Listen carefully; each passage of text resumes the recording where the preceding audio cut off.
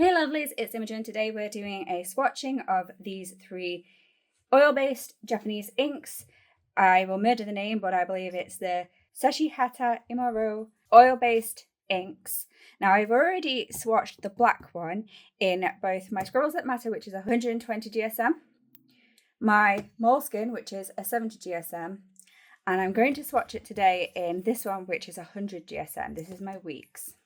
It's not a Hobonichi. I will put the results for this video at the end, so if you want to time hop to the end just to see the results of what it looks like on the paper / the back of the paper, then that's definitely an option that you can do. I'll put any relevant links in the description below. Small disclaimer, I did buy all of this stuff myself. Let's get on with this video. So this is the oil-based Japanese ink. I did do a smudge test with it. And the back of this page, I'm hoping you can see that. So I was very impressed, but remember this is 120 GSM.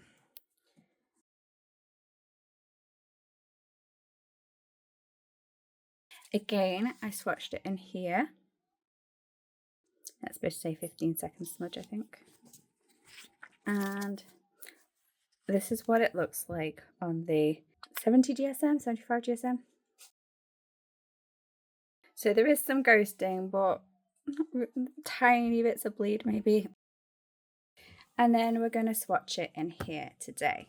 Now I'm not 100% sure where that splat one has gone, so we'll be using a different stamp.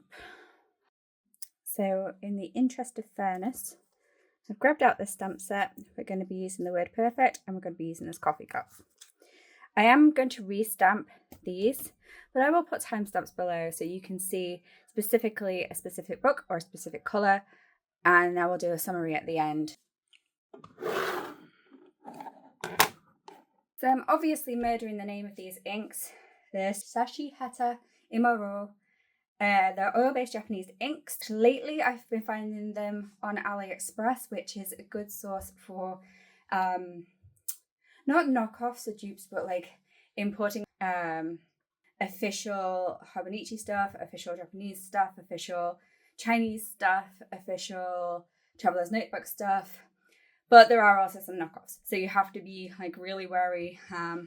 If you look at it and it's about the price you would pay, being like, for example, a Hobonichi, if it's about £40, it's probably the real deal. If it's a Hobonichi and it's about £4, you're getting a knockoff.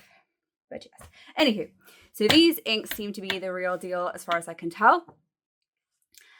Oil-based inks are very much like pigment inks in that they act a little bit differently. So let me break it down just very quick.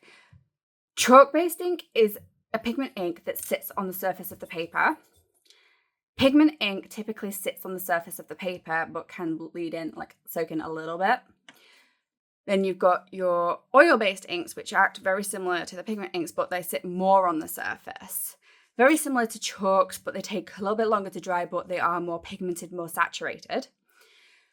And then you've got your dye-based inks, which soak straight into the paper. So we're talking anything like Memento, Stays On, Distressing, Versifying, anything like that. Archival, dye inks, they go in. I did also forget to mention that there are oxide inks, which are a cross between dye inks, so they soak into the paper a little bit, and also pigment inks, so they sit on top. Not seen any other oil-based inks. Getting them in the UK is very difficult.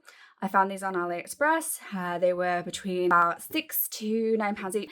I have a couple more that I want to get each in my cart for currently on the Choices sale for £6 each. So I will put that link below as well because I think that's a really good deal and I hope to collect some more over time. I think I'm going for a purple, a lime green, and the magenta-y pinky colour. I don't know the proper names. They are in Japanese.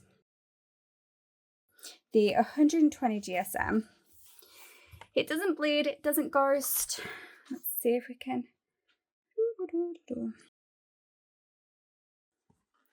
You lift the page and look at it like that. You will see, but otherwise, 120 GSM, great. So the teal and the grey didn't really smudge, almost instant drying, whereas the black, even after 1 minute, was still smudging.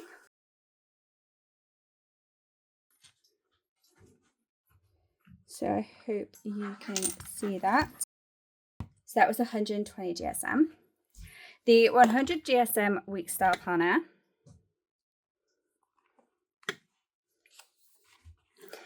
We had slight ghosting, as you can see, but we had no bleed. They all seem to ghost about the same. I think the black may be like a slightly bit more than the grey, but on par with the teal maybe. Obviously, if you lift the page again, you can tell. But I quite like that. And again, that's the 100 GSM. Then we go on to the Moleskine, which is a 70 GSM. And we have definite ghosting, but we don't have any bleed. So let me... Definite ghosting. It all shows up about the same. And the black took over a minute to no smudge, but the other two were almost instant dries as well. And they are all really super pretty. So if I can just bring them back in, I hope you can see that. So this is a very white Scribbles That Matter. This is an off-white Paper Ideas Weeks. And this one is a very off-white, almost, it's cream, Moleskine. So 120, 100, 70. I will do a swatch when I get my Hobonichi, which is going to be the new style of Tomoe River paper, the Sanzen style, which I believe is still 52 GSM, 55 GSM, something like that. When I get it, as and when I get it, I'm in no rush to get it, but I will be getting it. I will be testing it. I will put the link to, let's see, I have a playlist for swatching things. So I will put some of my swatches below so you can go and check out some of my other swatching videos for pens and such. And if you like stationery, planners, pens, stamping, inks, all that kind of stuff, art with me's, plan with me's, just general stuff like that, then definitely subscribe if you haven't already, hit the bell if you haven't already, like this video if you got to the end, and tell me which ink you would reach for. One other thing that I really like about these inks is that they have these little grooves on the ink pads. I don't know how well you can see them. So they perfectly sit inside of each other, so you can stack them really well. And then you have to really hit it to like knock them over. But I thought that was a really neat way that they stack inside each other.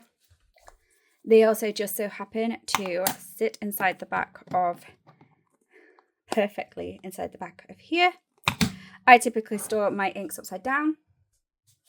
I don't know if this works or not, but it supposedly keeps the ink at the top of your ink pads. It supposedly stops your inks from drying out.